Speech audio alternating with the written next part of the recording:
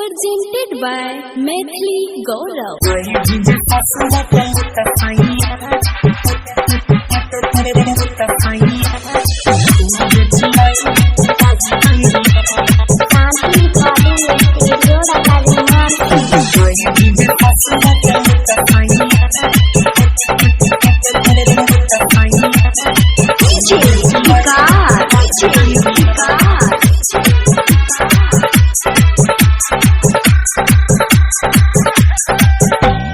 जय भीजे ससुरा तले तो सैया जय भीजे ससुरा तले तो सैया खूब चिल्ले छौड़िया ही दैया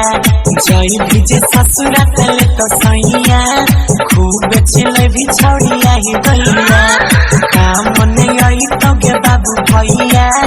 लगबे ने पइबे कोनो पैया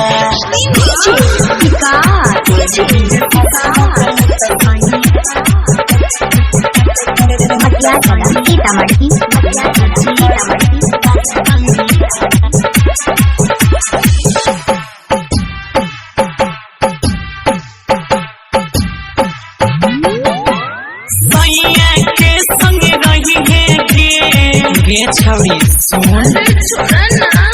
लिख से नून रोटी खाई है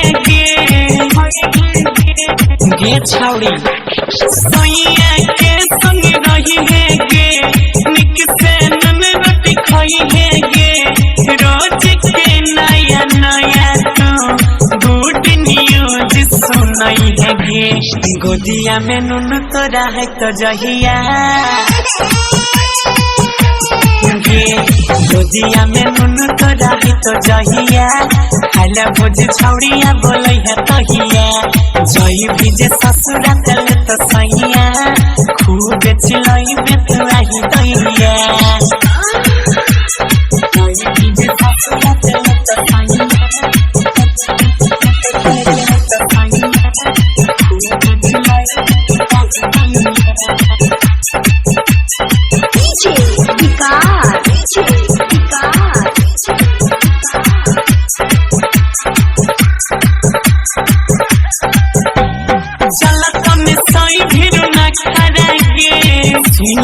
कान खोल के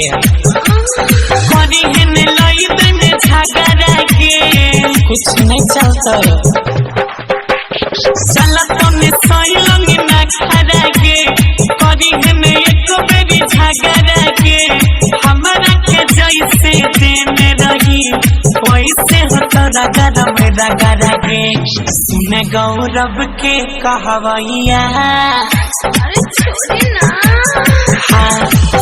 लेने सुनवे के कहवैया मंगवैया सुमित से जावैया